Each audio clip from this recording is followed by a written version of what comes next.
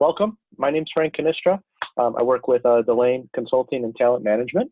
I have a couple of teammates with me today who we'll introduce shortly. But for those of you that are new to the webinar series, we run a monthly webinar and community call. We pick rotating topics, and this month's topic is near and dear to, I think, a lot of our hearts. It's enabling the Agile mindset and how we can focus on, thinking more Agile and being more Agile in order to do Agile a little bit better and kind of set ourselves up for success. So again, excited to have you guys all with us. Just a couple of quick logistics before we begin. Your lines are muted upon entry.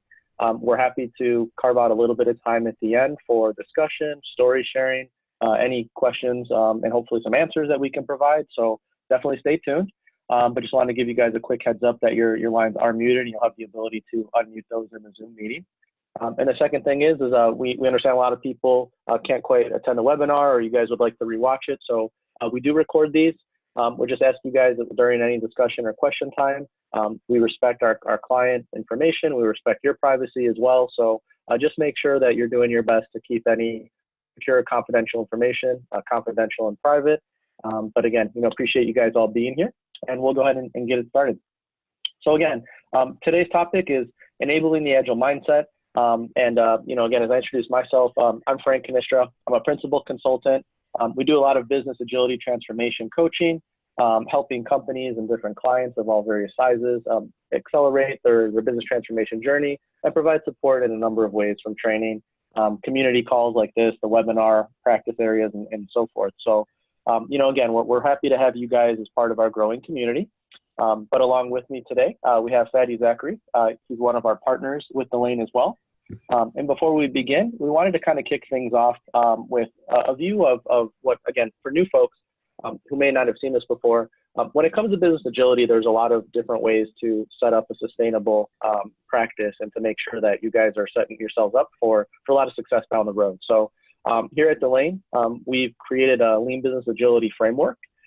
Nothing mind-blowing about some of the things you'll see here, but the major pillars of cultural transformation, lean product development, agile delivery, and then ultimately proliferating sustainability are key to a successful and sustainable business agility transformation.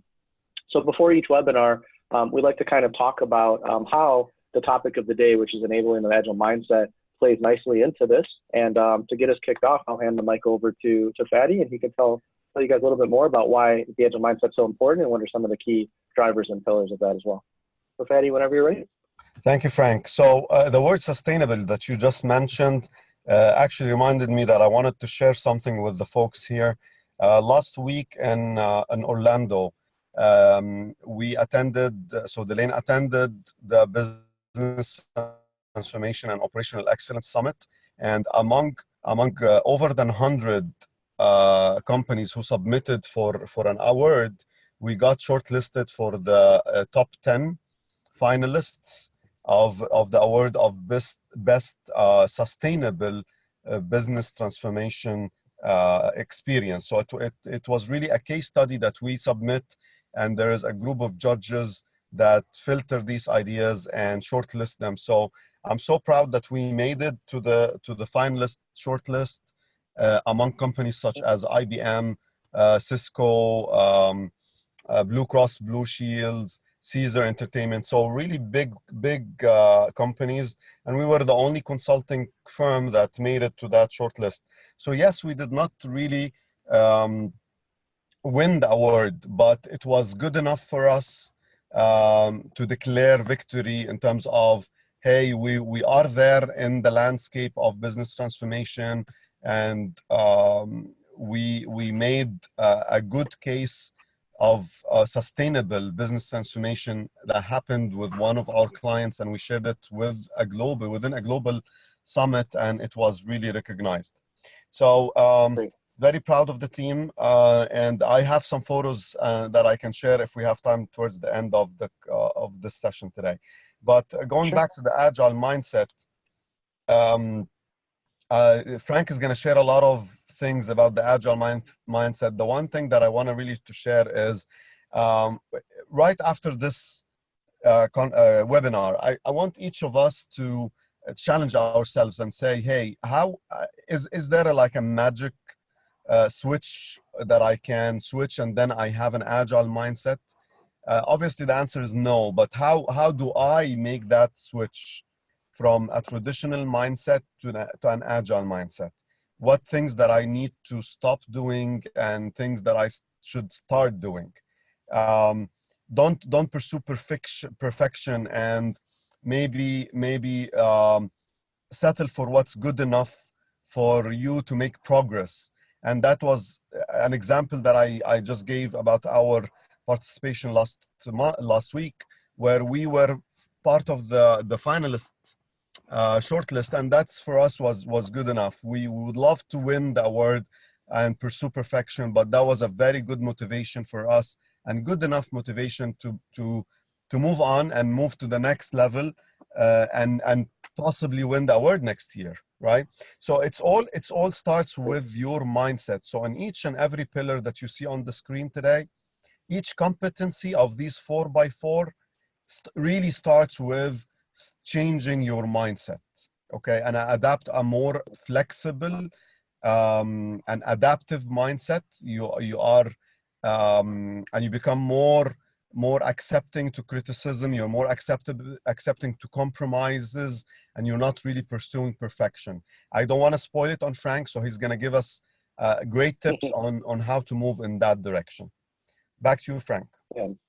I appreciate it. No, thanks for the primer, Fadi. And yeah, and again, I think as a lot of folks on this call are probably familiar with what Agile means or can mean. But for us, as Fadi alluded to, we're really about driving a sustainable practice, something where the mindset in particular proliferates. So under the cultural transformation pillar, we do call out Agile Mindset as a key rung, as a key component for laying the right foundation. But when we think about driving the mindset, there's several things that Fadi just mentioned that certainly also come to mind. So, servant leadership, or also called service leadership, is what are we doing at all levels of leadership to lead by example, to support our people, to help elevate and change the culture. Certainly a spirit of innovation is a key component of cultural transformation as well. So, what are we doing to kind of enable those learning cycles and get people to focus on operational excellence, which is critical. But then as we look at actual delivering the product, developing the idea, and ultimately delivering the value, benefit management, the Agile methodology and tools. Are we using the right tools in the toolbox to realize the value? Are we finding the right fit? Are we experimenting with different ways of working to ultimately drive a lot of efficiency? And then at the tail end of that, when we think about proliferating and sustaining the Agile transformation as well, certainly something that hits close to home is the coaching and center of excellence aspect. And do we have the right talent and community? What are we doing to elevate, support our people, and continue to find ways to get them to think differently, but to be the best selves as well, to ultimately create more value for the organization. So again, appreciate you guys kind of bearing with us while we touch on a few of these, but we'd like to lay the foundation of the Agile mindset. And the next thing that we want to dig into is something that I hope a lot of folks are familiar with. But if you come from the old school of Agile thought and process, you're definitely familiar with the Agile Manifesto. And we wanted to kind of take an opportunity to pause here and talk about some of the core values and principles, because, what does defining the mindset really mean? When we talk about Agile mindset, what's the by the book definition, or how do we kind of separate that from the actual doing of the Agile part? So as again, most of you may be familiar with the Agile core values, where we have certain items on the left and certain items on the right. So things like customer collaboration versus contract negotiation, team interaction over process and tools. We value all of these things, but we value the things on the left a little more. And in general, when we talk about collaboration, when we talk about interaction and responding to change, that's a good start to kind of get us on the path of defining what the mindset is. But the biggest clue is really looking at some of the principles. So along with those core values, again, most of you guys may be familiar with the 12 principles, but I encourage you to go to agilemanifesto.org. We have a link at the end of the presentation just in case, but you can read up on some of these. But we took a couple of key words from the principles, because even though this is all great information and it's all super relevant to driving the right mindset and practicing a more Agile way of being, there's certain things that really stand out, such as driving customer satisfaction and focus, which was one of the key topics of our last webinar. Harnessing change. What are we doing to create an environment where change is not only something that we accept, but it's something we look forward to. We challenge ourselves to grow and look for new opportunities. What is our frequency? Are we providing those feedback loops? Are we iterating in a process, in a way where we can kind of see the value and not settle, as Fatty alluded to, not always trying to get to that perfect thing, the first time, but knowing that it's going to take a little bit to get there, but, having more frequent opportunities to weigh in and provide feedback. And then certainly some of the ones that really stick out for face value, are we working together? Are we collaborating across different value streams and different business silos? Are we enabling trust? Are we trusting our people, and are we commanding trust and respect? And what are some of the ways that we're focusing on doing the face-to-face conversation and giving attention and focus to where it really belongs? So again, we love the principles, we love the manifesto, but the words in bold are kind of the clue to really build the definition of what the mindset is. And again, to us, an agile mindset can really be defined by a set of values and attitudes, such as the ones that we looked at, that ultimately support successful practice and execution. And when we kind of look around at all the different blogs and we tap into some of our experience, as I'm sure you guys have your own stories to share at the end, industry experts and practitioners, we all seem to consistently acknowledge some of the following values as critical components. So again, things like courage, respect, focus, openness, collaboration, ultimately making sure that we're getting a committed and accountable group of people to work with us. And last but not least, but what are we doing to drive that ability to accept change and adapt accordingly? So when we look at all of these things are typically needed to enable and empower high-performing teams and also draw focus to sustainable delivery of value for customers. So, again, wanted to kind of set the definition and set the tone there before we kind of peel back some of the layers. But to make it a little bit more livable, there's a difference between being agile and doing agile, and I'm sure you guys have heard of this before. But when we think about being agile, some of the things that usually are associated with that is, of course, the mindset, as we just talked about, and some of the core values. But what are we doing to kind of lead and inspire? How are we empowering and elevating our people to think differently?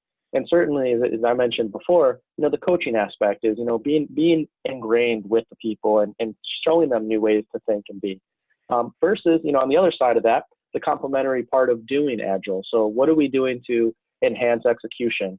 How do we focus on delivering value at all times? And then based on our learning, based on the coaching, based on the feedback, how are we taking that and how are we adapting that to our process and finding ways to improve? So again, while both of these things are part of the bigger picture, the holy grail, as we like to call it, is this little sweet spot in the middle. But for us, and the whole point of the conversation today is, how do we really condition the mindset? How do we get ourselves to be more agile to make the doing part a whole lot more successful? So we're going to look at a couple of ways. But just to, again, kind of set the foundation here, the mindset is usually associated with a set of values and the way that we approach things. So, in a lot of our training sessions, we have this really nice image that Fatty and I like to float about the agile mindset, where you'll see that there's kind of two parts to the brain. And on the left-hand side, we associate that with more logical things, the actual doing, the task, the tactical part of doing the agile part. And then on the right side, that's more of our emotional, our social, our creative side. So, we like this visual because it shows you guys, at face value, here's a little bit of the difference between doing agile, which includes the actual delivery, the inspection, the adaptation, drawing focus, and incorporating some of the mechanics and some of the ways of practicing agile, like safe, Kanban, and so forth. But on the flip side of that, what are we doing to really enable the right way to be agile and to think agile? And again, we talked a lot about the values on the previous slides, but what are we doing to really draw focus to being a more transparent organization or lend transparency to the people that do the work? How are we building collaboration? And most importantly, that respect for people, which includes trust and openness and having the courage to kind of do the right thing and say something when something doesn't feel right. So, what we have here is just a couple of ways that we found to be successful to hack your mind, so to speak. And when you think about supporting the actual delivery of business agility, one of our favorite topics is the old debate of quality versus scope versus duration. As I hope you guys don't deal with this on a daily basis, but I'm sure most of us at some point have worked in waterfall cultures, if we don't today, where in an ideal situation, leadership, executives, stakeholders, shareholders, they don't want quality or scope or duration. They want it all. They want the best quality. They want the most feature set, the most scope, and they want it in the shortest amount of time. But the reality is that we need to kind of change the way that we think about this. And again, I think the image of a triangle comes to mind, where if you really want high quality, you may have to sacrifice a little bit of your scope or what you focus on, and you may definitely have to pull out the duration. Likewise, if you have a small amount of scope, maybe you can shrink the amount of time or the duration it takes, but are you sacrificing quality? So the only point we really want to make here is that there's always going to be a trade-off, and it's a challenge to get people to think and approach work differently. But we like that this topic and this debate still surfaces, because it's usually a good primer to get leadership, to get teams and organizations to kind of think differently and say, hey, how do we value good enough work? How do we really prioritize our work and understand we're not going to get everything all at once, but how do we kind of define what's good enough, or what's that value add, and how do we continue to drive towards a very valuable full feature set without pursuing perfection? In addition, again, near to dear to a lot of our hearts, especially, the Scrum practitioners, is, how are we operating in an iterative and incremental fashion versus all-inclusive and all at once? So again, the example of a waterfall versus Scrum or more agile approach comes to mind, but there is value in getting people to see progress early and often versus waiting 3 months, 6 months, 9 months, and then showing everything all at once. And ultimately for us, it comes down to, things can change. We obviously live in a time where, Apple yesterday, they're going to start creating a credit card. Sounds crazy, but really it's not. It's kind of the demand. They're being conscious of what their customers are expecting and looking for in a mobile device and a customer experience. So a lot of things can change in a very, very short amount of time. So being iterative and incremental versus focusing on that big bang will not only help companies deliver value, but will help you guys approach work more efficiently and more effectively. But in addition, and part of the delivery is only half of the debate here, but when we look at culture, what are we doing to support the service leadership versus more of a command and control mindset? And when we talk about this, again, we think of the picture of the old hierarchies, where you have a boss or senior leadership up top, and information trickles down slowly. And it's very difficult for information and feedback and experiences to trickle back up. So, we're still seeing the mind shift here, where, service leadership is what is, as a leader, you guys are the experts. You guys are the ones that are most informed. You're the ones on the front lines. How am I, as a leader at all levels, enabling you? How am I helping remove impediments? How am I helping provide the right resources versus just, dictating and always trying to be conscious of, hitting those goals and targets? So key to continue pushing that envelope. But related to that is, how do we continue to focus on the customer, put the customer first, which includes our own employees and our own talent, versus just making assumptions. And again, I think we live in a time where we need to be responsive to what the customer is expecting, how they're using our products. And again, just to call back to our last webinar, we talked a lot about the importance of customer experience. So, this one, again, is something that should be top of mind for a lot of organizations and clients, but, it's on us as practitioners and the Agile practicing community to kind of continuously refocus and make sure that we're always focused on the customer's opinion and the customer's perspective and utilization versus just making assumptions. And the last couple of parts, again, play very nicely into building the Agile culture. It's how are we incorporating some of those learning mechanisms and those feedback loops? Are we looking for opportunities to have retrospectives? Are we going into our quarterly planning sessions or our PI sessions and having opportunities for people to share what's working and what's not working? Or are we coming up with a very rigid and unapproachable way of defining what our future and what the landscape looks like? So in a lot of cases with the clients we work with, the ones that are most successful are the ones that implement some of these feedback loops and that implement things as simple as retrospectives to kind of say, hey, again, a lot of things can change over the course of a few weeks, a couple of product releases, a few months. So, the more you're able to incorporate some of these loops, and the more you're able to kind of focus on those innovation opportunities and process improvement opportunities, usually it translates to a lot of sustainable success and practice down the road. And last but not least, collaboration versus working in silos. Again, you guys probably have heard this before in other circles and read this online, but we still see a lot of old mechanics, ways of thinking where you have all the marketing folks on one side of the house and all the developers on the other side of the house.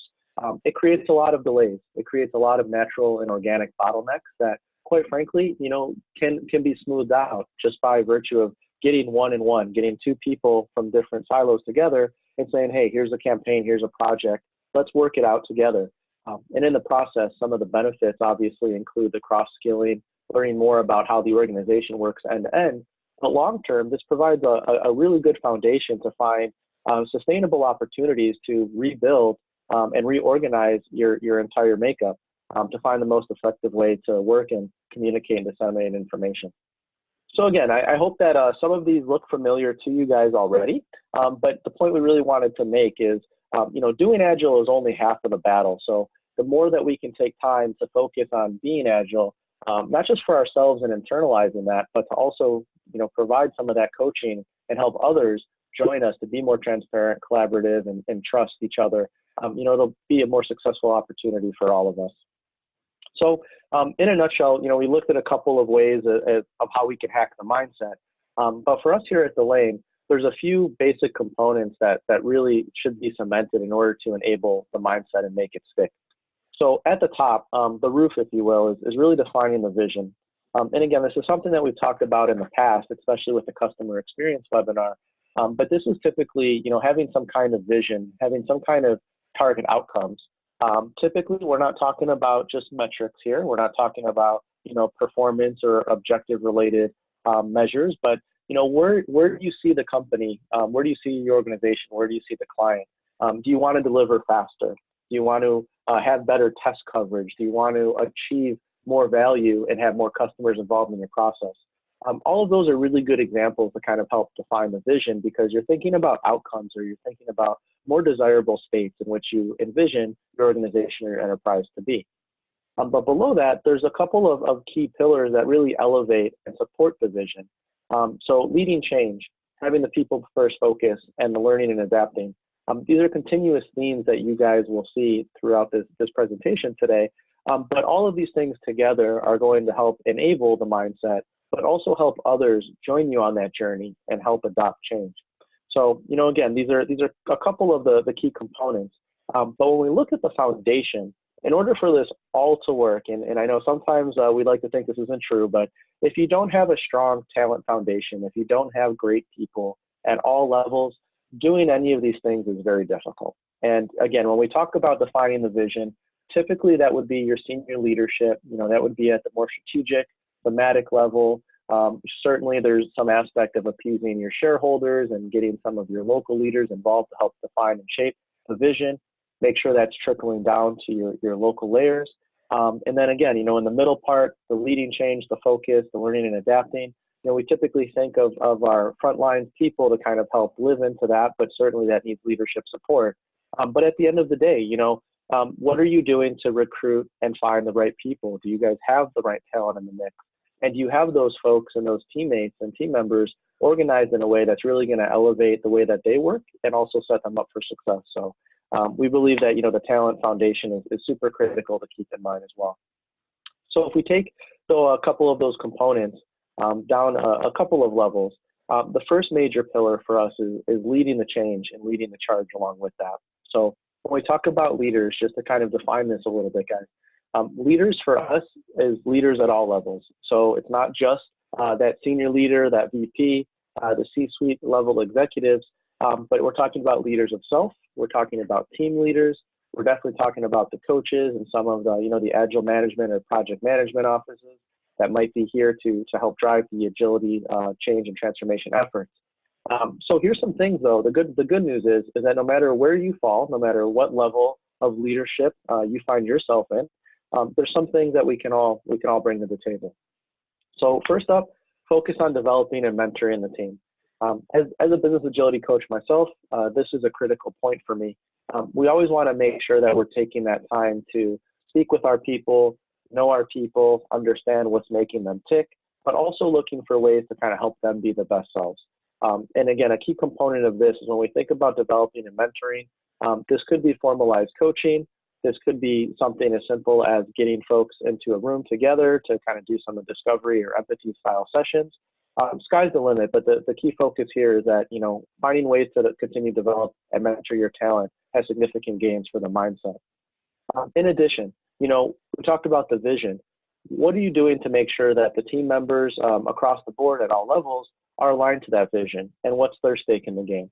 So in a lot of cases, we have this vision, or we have the strategic themes or drivers at the very highest level. They don't always trickle down. But, it's always on us to kind of help collapse that stack, right? So as leaders, what are we doing to ensure that the things our team is working on, the value that they're delivering, tracks back to that vision? And as a leader at the very top level, what are we doing to make sure that our vision is understood and clearly there's clear alignment at the bottom level? So again, this is something that we can try to elevate and communicate across the board. But the next couple of things, again, being a good person shouldn't be that difficult for most of us, but making it a focus to empower and trust your team members. One of the major things is I still see a lot of finger pointing sometimes, or mistakes, defects, production incidents. Nobody likes them; they all stink. But the reality is that there's usually always a learning opportunity there. So what are we doing to kind of create that environment? What are we doing to kind of trust in our people and say, hey, you guys are the experts. Things can go wrong. It's not always a finger pointing kind of situation, but how do we take this as a learning opportunity, and how do we do it better the next time? So that's something that I just want to draw particular attention to. But the last couple of things, when we think about how we can lead the charge and lead the change at all levels, is what are we doing to protect and respect the team cadences and meeting time? So this is not just a Scrum Master's duty, even though it falls in our wheelhouse as Scrum Masters. But what are we doing as managers? What are we doing as leaders? What are we doing as external business areas to kind of respect people's time and show up to meetings on time? Not ping them or IM them when they're doing things like code only hours or working for a big release. So this is important. Again, the Scrum Master is usually the person that would help provide some of that protection, help provide that buffer for the team. But at all levels, we need to be more conscious of how the team is best set up for success. And usually that means by respecting their time and giving them the air to breathe to develop and deliver value. Additionally, participation in planning and ceremonies. We all have a lot of meetings. I'm not making a case that we should, join every single meeting that happens, but as leaders, it's important to be visible. It's important to show up. There's something very psychological about having a manager or having a VP plus show up at your demos, to share in the successes, to make an attempt to kind of understand, hey, I know a little bit more about how my people are working and operating. So it creates a much more personalized experience. So again, I think there's an opportunity to pick and choose what ceremonies you join, but the psychological impact and the power that it can have is super impactful, and it's something to keep in mind. So again, we talked about the importance of showing up and helping celebrate the success of the team. One of the last things that we wanted to wrap up with is the importance of keeping teams together and evaluating them as a whole. And the reason we bring this up is of course, performance management and performance objectives. I don't see those going away. There's a lot of companies doing some really great disruptive things to gamify and incentivize how their employees do work and deliver value. But in general, we found most success when they have that feeling of unity. And a lot of us might be familiar with the phases of, forming, storming, performing, all those kinds of things. So, it's important to kind of give the team a chance to work that out. But it's even more important to understand that the team works together. They're a whole unit. And sometimes there's going to be folks that might need a little bit of a helping hand. So what are we doing to kind of elevate everybody and give everybody a chance, and making sure that we're not siloing or picking out individuals there? So again, we'll kind of wrap up with this slide, but again, I think it's important to call out a couple of these key marks. And there's a quote that I really like that I just wanted to share. And this is actually from a recent creative economy report. Denning is a popular name you guys may have heard. Google it if you don't. But recognition that achieving these benefits is dependent on the requisite leadership mindset. And where the management practices and methodologies were implemented without the requisite mindset, no benefits were observed. So, again, this is just making a strong case where if we approach change, if we come in here to lead and to help coach and mentor and create the right environment to change the way people think, it will really help drive the way people act. And if we don't start there by hacking the mindset first and focusing on ways that we can adapt to change, and we can be more agile, it's going to be very difficult to realize those benefits. So just wanted to share that with you guys. But next up is we talked about the importance of driving a people first focus.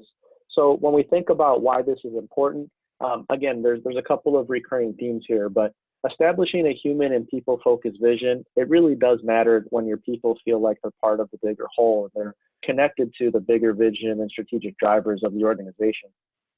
In addition, people usually kind of learn a lot while they're coding, testing, developing, even on the marketing and business side. They know a lot about the campaigns, they know a lot about their customers. So over time, we develop a lot of inherent expertise, but very few times do we often tap into that expertise to drive operational excellence and find ways to improve the way we work. So, it is important to kind of make sure that we're focusing externally on the customers, but also drawing focus on our people, and tapping their expertise will really help us achieve a lot of the excellence and continue to adapt and do great things. Aligning culture and people with tools and technology, not the other way around. This is a favorite one of mine. We still see more than we would like, where we let the tools and we let some of the rigid roadmaps, like we discussed earlier, lead the way and dictate how we act. And in actuality, we should kind of be responsive and receptive to the culture. And culture isn't always something that you create. It can be cultivated. Sure, it could be supported, but there's a lot of cases where, based on the type of work the company does, based on how old the company is, based on the location, based on the people, the diversity there, culture is something that we kind of inherit. So, what are we doing to be respectful and be responsive to our people and help the tools and technology adapt to them versus the other way around? So something to keep in mind. And again, I'm not saying that you can't make it work by leading with tools and technology, but in general, there's a lot of benefits by first understanding how your people think and tick and what some of their needs and pain points are to help provide the right solution instead of working the other way around. The next couple of ones, when we talk about, synergizing and collaborating, what are we doing to really enhance the relationships between some of those, technical IT business areas or operational areas, and then some more of the business facing areas like marketing and project and finance. So, the more that we can go and extend our hand or helping hand beyond those traditional boundary lines or silos, the more stake it's going to build in the game, but the better collaboration and cooperation we're going to have together. So, again, any time where we can find ways to, bring sample folks from other business areas to help test, or vice versa, where we can place some of the IT or technical folks with business areas so they can learn a little bit about what's needed to code and develop, it always seems to bring a lot of good synergy and a lot of good energy. So something else to keep in mind. And then lastly, breaking down the silos and leveraging the right tools for the job. What we talked about this with the technology piece, but the more that we can look across those boundary lines, the more that we can collaborate, the better informed we'll be, and the more that will ultimately help drive success and a sustainable future for us. So with that being said, how do we do these kinds of things? So, again, the feedback loops is something that comes to mind. Those could be as simple as surveys, discovery activities, but the most important theme that Fatty and myself got from the Business Agility Conference last week in New York is active listening, which again is something that most of us can easily do. It's really critical to make sure that we're providing those opportunities for people to voice what's working and what's not, and then more importantly, to act on that. So a few different ways that we can achieve that.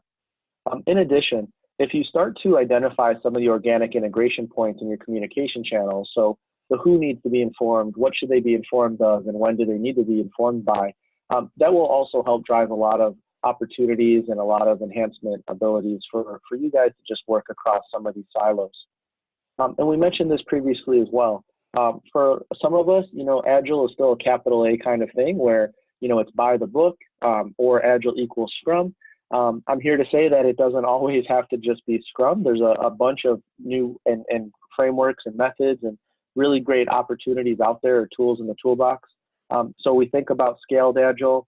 A couple of the newer emerging ones, the triad model, where you look to kind of front load certain business and operations groups together and make sure they're integrated, or even the Spotify model, where you guys may have heard of like squads and tribes. So, experiment. The important thing to take away from this one is, sometimes we push safe, or we push some of these scaled ways of thinking down, and it creates a lot of natural abrasion. But the reality is there's a lot of great opportunities and a lot of different methods out there. So find the right mix for you.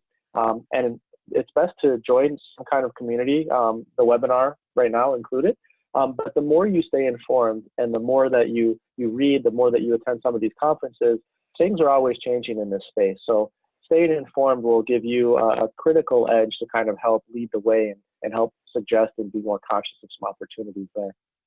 So again, driving the people first focus is really important. We've talked about a few ways to do that. But to the right, again, we didn't want to make it very role specific, but whether you're a senior executive or whether you're a team leader or a team member, there's different things that you can focus on. And as we've talked, at the executive level, at the leadership level, what are you doing to ensure that you have a clearly defined vision? Are you enabling transparency? What are you doing to attract top talent? And how are you looking to organize your people for the most maximum impact? At the local team leadership level, we talked about the criticality of building and maintaining trust, collaborating across the business areas and knocking down some of those silos. But more importantly, what are you doing to listen to your people to help coach and mentor them, and then ultimately act on feedback, which is really going to establish that trust both ways. And then last but not least, if you're, grassroots on the front lines doing the work, always stay vocal. Never be shy, never shy away from opportunities to make your team, your organization, a product or a project better. You always want to take the time as well to understand the bigger picture and connect to that vision that's conveyed down. But there's always that opportunity to continuously learn, and definitely the sharing and support is a big part of what we do here in the Agile space. So these are all things that, regardless of your level, you can continue to do.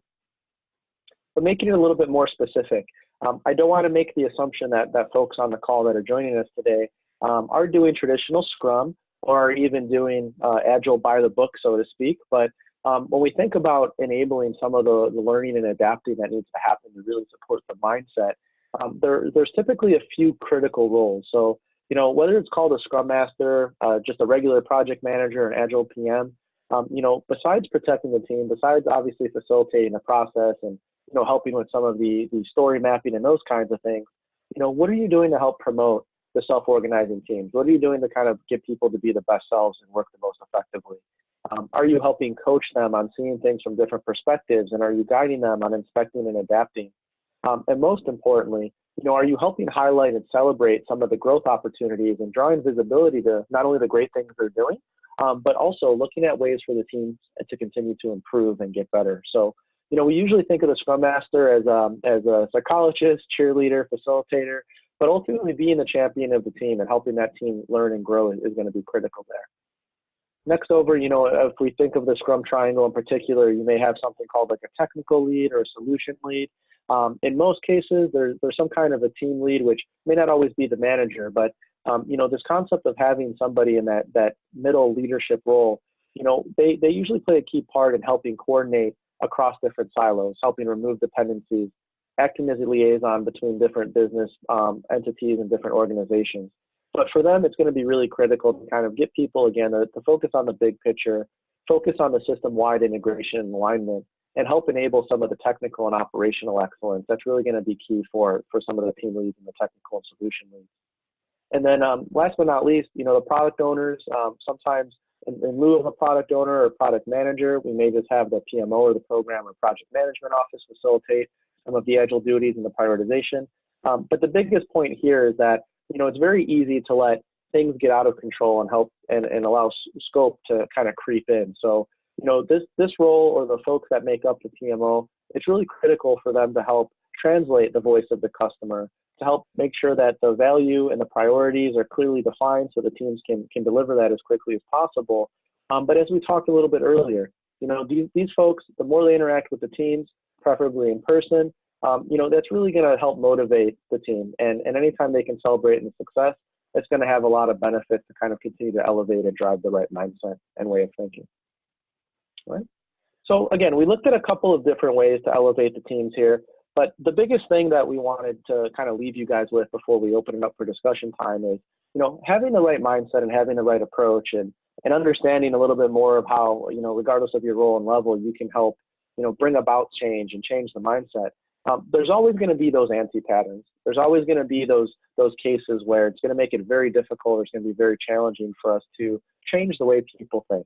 So on the left side of the things, the old way of thinking, hierarchies and org charts, I don't see those going away anytime soon, but there's typically this level of control where information flows down from the top, and it usually only goes in a very unilateral direction. It doesn't go across, up and down, and diagonal. In addition, one of the biggest anti-patterns that we alluded to earlier is, when mistakes happen, are we pointing fingers? Are we looking at it as a negative thing all the time versus looking at it as a way to improve or as an opportunity to grow and learn? And again, some of these anti-patterns, when you start seeing the overall satisfaction or happiness of your team or morale is really low, that's usually a key sign that we could be doing things a little bit better. So when you see some of these Agile anti-patterns, what are ways that we can focus on being more free thinking? What are ways that we can focus more on openness? What are ways that we can focus on commanding some of that trust and empowering the teams and ultimately having a successful talent base and happy talent base there? So wanted to kind of leave you guys with a couple of things to just keep an eye out for. So, we've talked about siloing job functions or creating those artificial silos. So in lieu of that, what are ways that we can reach across? What are ways that we can cross skill and look for ways to grow together, no matter what business unit we find ourselves in? In addition, a lot of us, that have been in the corporate environment for a while, a lot of goals, a lot of strategy, a lot of vision at the top can sometimes be pushed down and defined by certain egos, or just by looking good or appeasing just one small segment of your customer base or shareholder group. So, not that that's a big problem at all times, but instead we should try to focus on targeting those outcomes and results like we discussed. So, ideally we want to be more customer centric. Ideally we want to have better operational excellence or deliver things faster. So again, what are ways that we're challenging some of the goals, and when things don't feel right, are we kind of counter proposing or finding ways to think differently and act a little differently? Failure is a negative. If you guys couldn't tell, this one hits close to home for me, but yes, bad things are going to happen, but what are we doing to kind of take that as a learning opportunity to grow, to help mitigate, to avoid, or improve the process?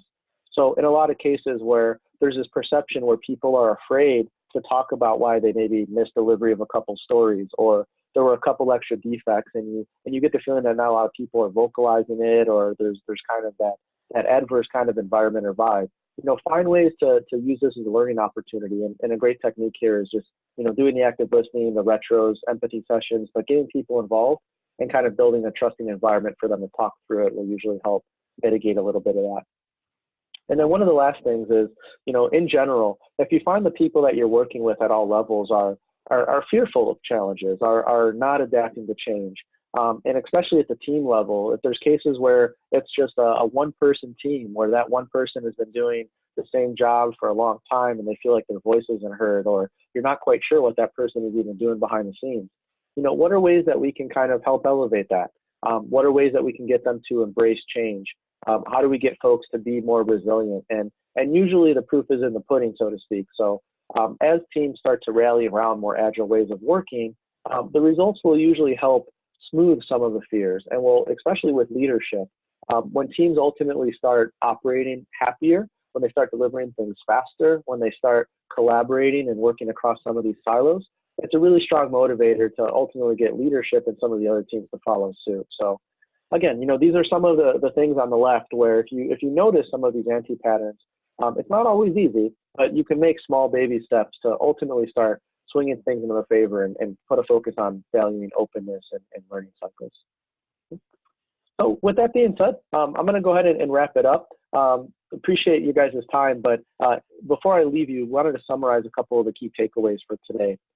So one, championing the right mindset is the foundation of successful business agility, period. So before you can successfully do Agile, we always recommend trying to change the mindset, get the right sponsorship, build that right energy, and it'll make things a lot easier. In addition, we talked on a few different slides about hacking and changing the mindset. Not only should it, but it can happen at every level. So what are we doing to mind the gap? What are we doing to look up to our senior leadership team and all the way down to the front lines? And how are we collapsing that stack and making sure that everybody has a stake in this game and everybody has the ability to change and be more agile? But the key enablers, they definitely include leadership, maintaining the people first focus, and building that environment for continuous improvement. So again, a couple ways we do that is definitely by incorporating and acting upon the frequent feedback loops, and identifying the anti-patterns. So again, not an all-inclusive list, but we talked about a few things that you guys can monitor. So ultimately, you can work together to fix them. But at the end of the day, be a good human being. The more we empower each other, the more we empower our staff, be respectful of different ideas and opinions, and the more we trust each other to think differently and do what's right, the better off that'll be for everybody. So before we open up for discussion, the last quote I want to leave you guys with is, ultimately teams can use Agile practices without the Agile mindset, but it is the mindset, these themes, that transforms groups into high-performing teams, delivering amazing results for their customers. So I thought that was a good way to end the webinar for today. But before we cut everybody loose, we'll go ahead and open it up for anybody. And keep in mind, your mic is muted, so feel free to unmute yourself. But I'm just curious, for folks on the call, does anybody have a call to action based on what we heard today? I know there wasn't a whole lot of new stuff today, but curious, was anyone inspired? Does anybody have a story or experience to share? Does anybody feel like they picked up something that they'd like to try with their organization or their client?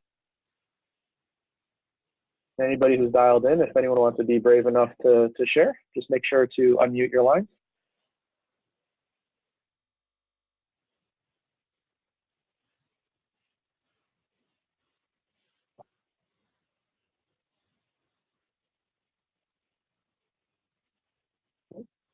I know maybe not a lot of things come into mind, which is okay. I'll give you guys a quick second to think on it there. But likewise, any tips, suggestions that you guys have found, or alternatively, any questions or comments, any thoughts about the webinar today? Have you guys found success in, monitoring anti-patterns or incorporating any feedback loops? I don't know if anybody has anything to share. Hi, Frank. This is Sophia. Hey, Sophia. So I have a question. So I know you said there must be a balance between doing Agile and the Agile mindset. So what do you do first? You change the culture and the principle, and you introduce the principles if you're going through a transformation, or you introduce the framework and the tools, and then you change the mindset as you go? Great, that's a great question. And just personally speaking from my experience, we've done it both ways. In general, I would always say that it's worth the time to entrench yourself in the culture, focus on active listening, focus on understanding the people and the drivers and the strategies before you kind of come in and drop in a framework or a set of tools or working.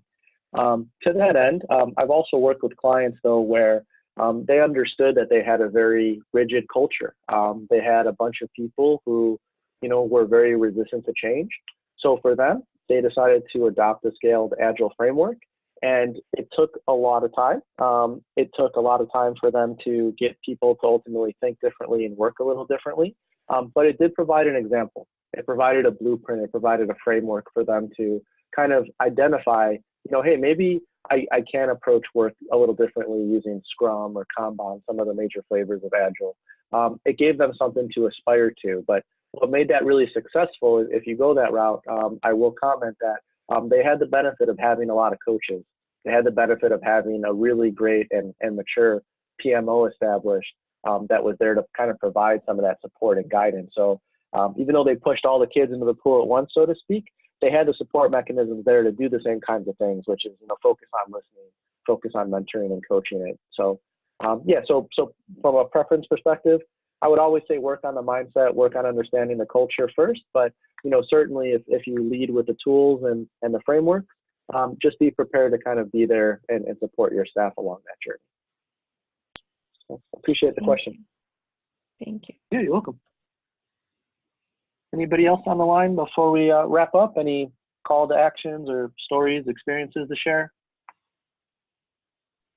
This is Eileen. I just wanted to say I thought it was really good, and it reinforced a lot of what, like every call, it just seems to get clearer and clearer about what to do. And the reinforcement of kind of what we talked about before helps you realize what's needed to be done going forward. And sometimes some of the stuff seems really basic, but, everybody kind of stepping up and doing the right thing, and myself included, putting your ego aside and, working and playing well with others for all intents and purposes. So I thought it was really good. Yeah, no, I appreciate that, and glad to have you participate, and thanks for sharing. But yeah, it resonates. That exactly what you said resonates with me. Is that a lot of this stuff, sadly it should be common sense, right? We live in a very divisive time. You could turn on the news if you want some proof of that, but the reality is it shouldn't be hard to be a good human being. It shouldn't be hard to be a good team player. But it's very easy to forget that. It's very easy to work in complex environments, to work in corporate environments in particular.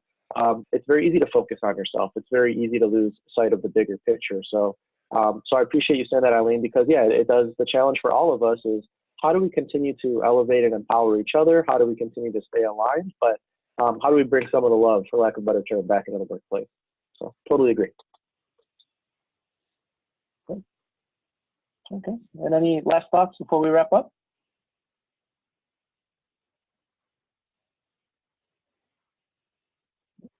All right, great. Well, I appreciate the questions and the feedback there. We'll send this out a copy via PDF, but just so you guys are aware, there's some really awesome upcoming events. So if you want to practice thinking or being more agile, or you have a couple of peers who could benefit from that, the Atlassian Summit, the makers of Jira and a whole bunch of other agile and software delivery products, they're going to have a really nice summit in Las Vegas this year. Our next Delane monthly webinar, we're still working on the topic, but communication to come, but we're targeting April 30th for our next webinar. And then Deliver Agile 2019. For any more technically minded folks on the call, they're going to be going through not just like DevOps and container development, but how Agile and software development has accelerated and evolved a little bit. So that's happening in Nashville. DevOps, that's a really big one. I haven't been personally, but also happening in Vegas at the beginning of June. That's going to look at ways that Agile and DevOps are becoming more interconnected. And then this one sounds really awesome too. Washington, D.C., August 4th, Women in Agile 2019. Definitely a force to be reckoned with there. So go and support all or any of these, but these are some really cool upcoming events. And with that, again, we'll send the PDFs out. I just want to thank everybody for joining. We have some really great reference and additional reading, including a really awesome greatness video. So if you guys want some help inspiring your team members to adopt an agile mindset, Fatty and I are really keen on this video by David Marquette that talks about greatness. So if there's nothing else you referred to in the PDF, definitely check out that video. Connect with us on LinkedIn and keep in touch. We look forward to having you guys on the next webinar. So thanks again and enjoy the rest of your day. Thanks a lot, Frank. Great job. Cool. Thank you. All right. Take care, guys.